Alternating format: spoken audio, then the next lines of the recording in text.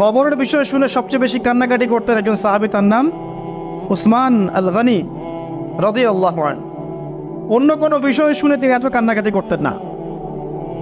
এটাই হবে আমাদের জান্নাতের টুকরা অথবা জাহান্নামের গর্ত। আল্লাহ পাক সবার কবরকে জান্নাতুল ফিরদৌস বানায় দেখ। সূরা মুলক রাতের বেলা যারা তেলাওয়াত করবে ইনশাআল্লাহ তাআলা আল্লাহ পাক তাকে কবরের শাস্তি থেকে বাঁচাবে ইনশাআল্লাহ আযজা ওয়া জাল। সূরা ইয়াসিন আপনার কোরআনের মগজ, প্রাণ, হার্ট, এটা যখন পড়বেন আপনি বুঝতে পারবেন কেন এটাকে হার্ট বলা হয়েছে।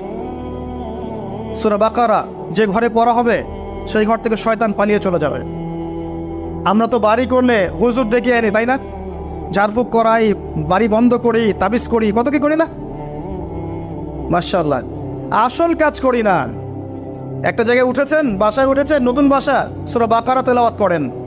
ব্যবসা স্টার্ট করেছেন, ওখানে সূরা বাকারা প্লে করেন বা তেলাওয়াত করেন।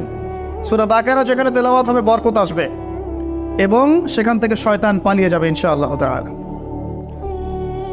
অনেক ফজিলত আছে। সূরা কাফিরুন,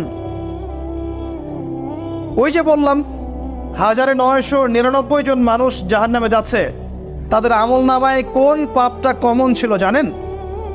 তাদের আমলনামায় কোন পাপটা থাকতে পারে বেশি? শিরকের পাপ। কারণ কি জানেন? আমি বলছি, সূরা নিসার মধ্যে আল্লাহ পাক বলেছেন, ইন্নাল্লাহা লা ইয়াগফিরু আন ইউশরাকা বিহি ওয়া ইয়াগফিরু মা দুনা যালিকা লিমান ইয়াশা। আল্লাহ পাক তার সাথে শিরকের গুনাহ মাফ করেন না। এছাড়া যে কোনো পাপ আল্লাহ যাকে ইচ্ছা মাফ করতে পারেন। তার মানে যে মানুষগুলো বেশি বেশি জাহান্নামে যাচ্ছে তাদের আমলনামায় যে পাপটা থাকতে পারে কমন, সেটা হচ্ছে কি? শিরক। অন্য পাপ হলে হয়তো আল্লাহ পাক মাফ করে দিতেন, সিম্পল। এই শিরক থেকে আল্লাহ পাক আপনাকে বাঁচাবেন একটা আমলের মাধ্যমে। বলে দেব, সূরাতুল কাফিরুন প্রত্যেক রাতে আল্লাহ পাক যে কথাগুলো আমি বলছি, প্রথমে আমাকে আমল করার তৌফিক দান করুন, আমিন, এবং আপনাদের সবাইকে তৌফিক দান করুন, আমিন।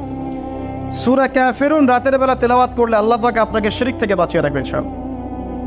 এছাড়াও আরো 3টা ছোট ছোট সূরা আছে, সূরা ফালাক, সূরা নাস, ইখলাস।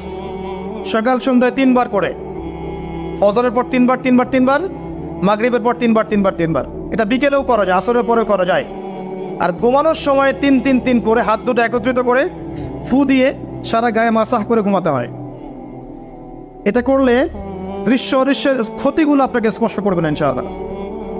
মানুষ ঘুমালে শয়তান ঘাড়ে 3টা গিট দেয়, মনে আছে হাদিসটা? মনে আছে? গিট দেয় এবং বলে তুমি ঘুমাও, তোমার সামনে লম্বা রাত। আবার গিট দেয়, তুমি ঘুমাও, তোমার সামনে লম্বা রাত।